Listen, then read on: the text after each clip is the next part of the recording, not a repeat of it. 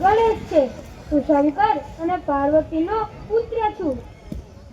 નમસ્તે, મારું નામ કાર્તિક છે. હું પણ શંકર અને પાર્વતીનો પુત્ર છું. ચાલ ગણેશ રમત રમીએ. ચાલો આપણે રમીએ. પહેલો દાવ તમે દેશો. ના હું મોટો છું તો પહેલો દાવ તમે દેશો. ના હું મોટો એટલે પહેલો દાવ તમે દેશો. ના હું મોટો છું.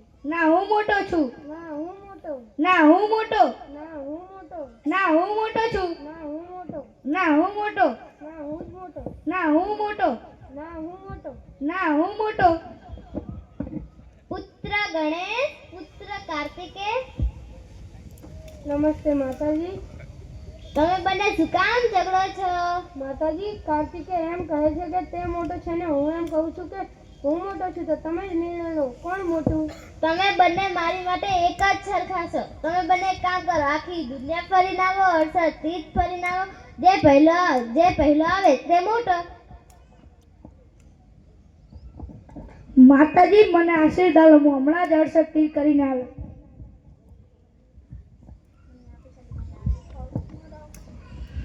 નમસ્તે માતાજી. નમસ્તે પિતાજી. આયુષ્માન ભવ. આજે આ શું ખેલ માંડ્યો છે? કાર્તિકે ક્યાં છે? એ તો ઘણે દૂર પહોંચી ગયો હશે. તે બંને ભાઈ શરતમાં ઉતર્યા છે. કેવી શરત? આખી દુનિયા ફરીને આવે, 68 તીર્થ ફરીને આવે. જે પહેલા આવશે તે મોટો. ગણેશ, તું ક્યારે નીકળે છે? પિતાજી તમે જોવો તો ખરા.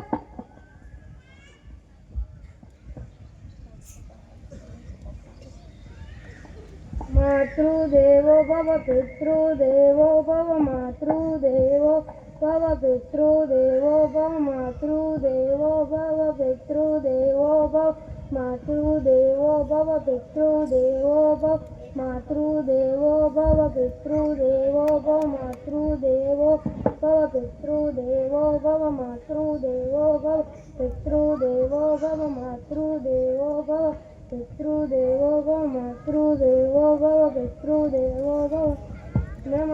દુનિયામાં સૌથી મોટા તે મા બાપ છે. મેં તેમની 68 વખત પ્રદક્ષિણા કરી મારી તીર્થયાત્રા પૂર્ણ કરી. ગણેશ, તું નાનો છે પણ ઘણો ચતુર છે. બંને ભાઈમાં તું જ પહેલો આવ્યો ગણાય. તારી બુદ્ધિ અછબ છે. જે મા બાપને તીર્થ રૂપ ગણે તેની પૂજા સૌથી પહેલી જ થાય ને.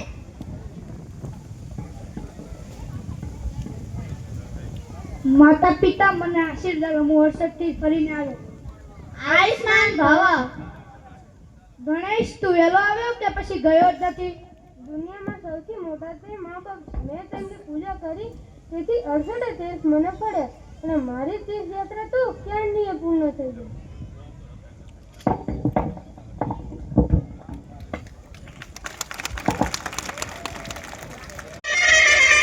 પણ સંસ્કારોથી ભરપૂર હતા. હવે આજની પેઢી તમે જુઓ, મોબાઈલમાં રચ્યા પચ્યા છે પોતાના પપ્પા સામે, એ જોતા પણ નથી વડીલો સામે. આજની પેઢી છે.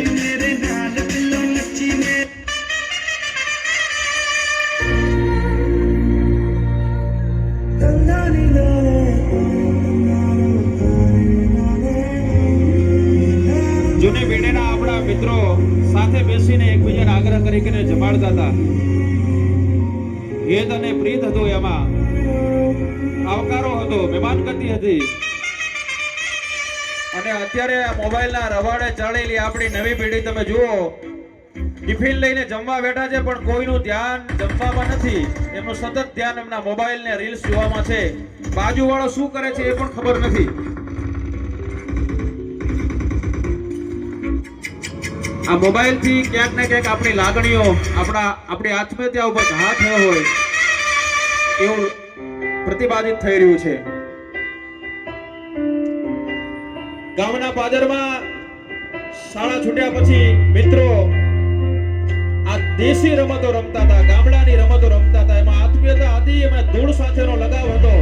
કોઈ પડી જતા, કોઈને વાગી જતું તો પણ એકબીજાની હસી મજાક કરીને એને પાછો ઉભો કરી દેતા હતા.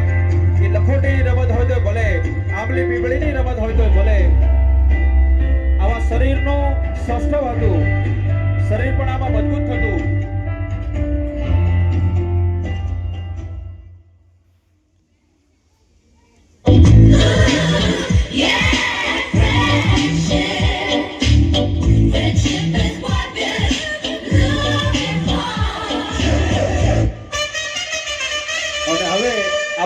પેઢી શું કરી રહી છે જુઓ.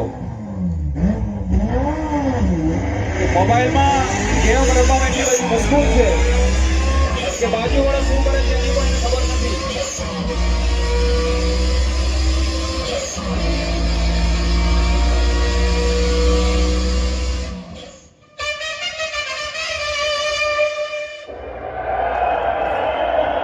ઉત્તરાયણમાં ધાબા ઉપર પતંગો ઉડાડતી આપણી જૂની પેઢી કુદરત સાથેનું સીધું એનું તાદાત્મ્ય હતું.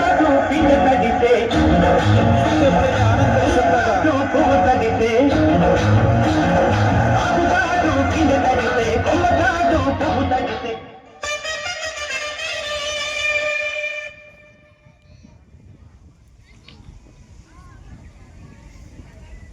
આવી નવી પેઢી આપણી જુઓ અત્યારે મોબાઈલમાં મસ્ત છે.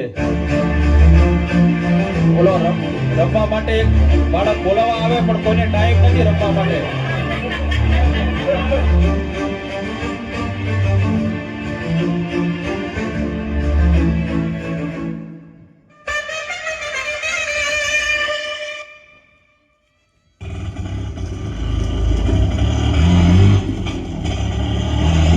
વાહન લઈને જતા કદાચ અકસ્માત થઈ જાય તો આપણી જૂની પેઢી શું કરતી?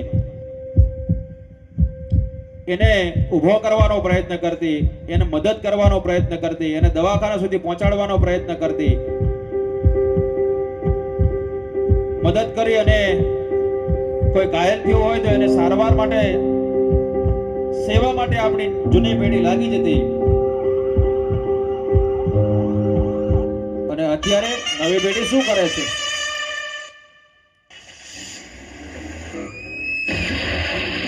અકસ્માત થાય તો એના એ આપત્તિના અવસરે પણ મદદ કરવાની જગ્યાએ એ પોતાના મોબાઈલમાં મશગુલ છે. એને મદદ કરવાના બદલે એના ઉપર વિડીયો બનાવવા અને સેલ્ફી લેવામાં મશગુલ છે આજની નવી પેઢી આપણી. એમને એવો વિચાર નથી આવતો કે આપણે આને દવાખાને લઈ જઈએ. એ પોતે સ્ટેટસ ચડાવવામાં, રીલ બનાવવામાં મશગુલ આપણી નવી પેઢી. આપણે બધા અત્યારે આ જ કરી રહ્યા છીએ. ત્યારે આ બાળકો એના અભિનય દ્વારા આપણને સુંદર સંદેશ આપી રહ્યો છે.